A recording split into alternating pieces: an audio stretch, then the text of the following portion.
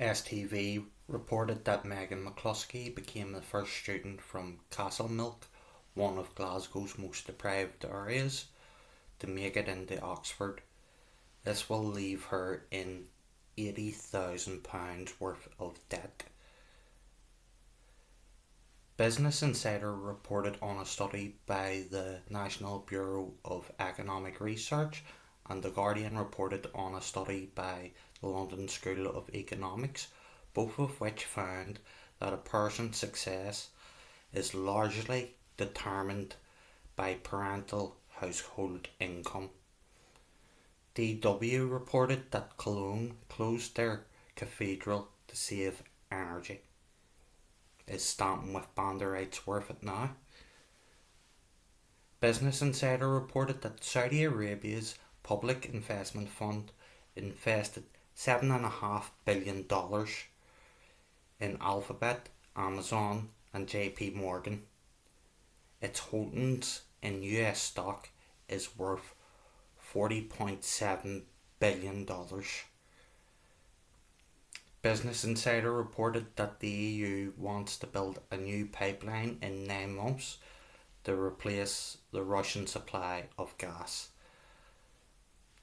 Business Insider reported that a Russian-owned German refinery is mixing American and Russian oil. The Guardian reported that Estonia is suffering 23% inflation. Business Insider reported that Bulgaria's return to Russian gas is inevitable amid steep shortages. CBS reported that North Shore University had to pay $10.3 million in a COVID vaccine lawsuit. PBS reported that Harriet Hageman defeated Liz Cheney in the Wyoming Republican primary with 113,025 votes. That was 66.3% of the total vote in the primary. Conservative Brief reported that Ron DeSantis' primary was uncontested. Tucker Carlson asked how much energy do wind and solar produce? Good Energy stated that wind turbines have capacities between 2 and 3 megawatts. They also stated that wind produces 6 million kilowatt hours, enough for 1,500 households.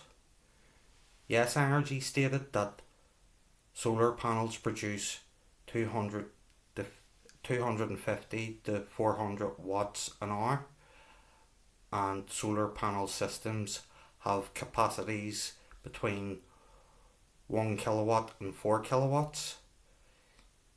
NEI found that nuclear energy produces 360 times as much energy as wind and 75 times as much energy as solar.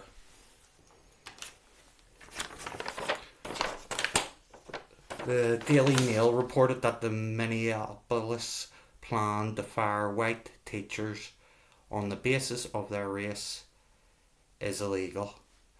The Washington Examiner reported that Donald Trump marked Brian Stelter after CNN cancelled reliable sources.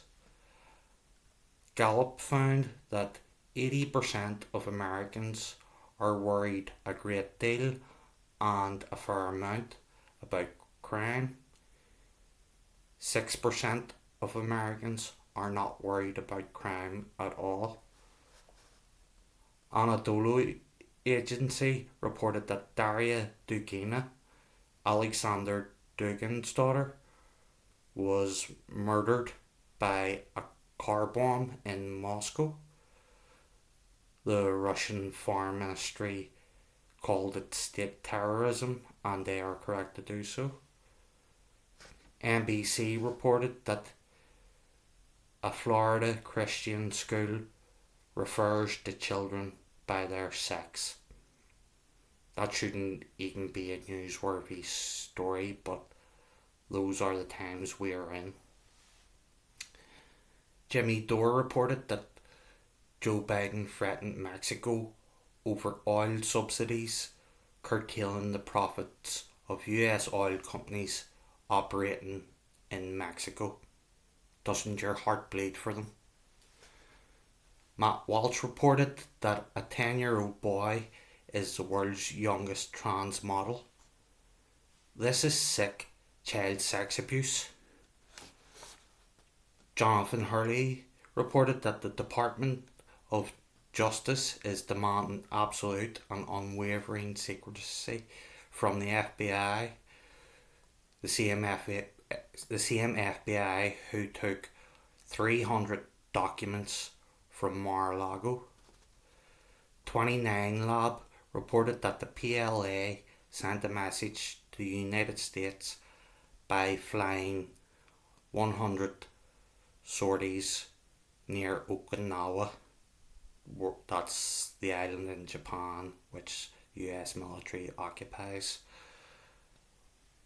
Russell Brand reported that Amazon has the technology to charge people for goods by scanning their palms. That is frightening.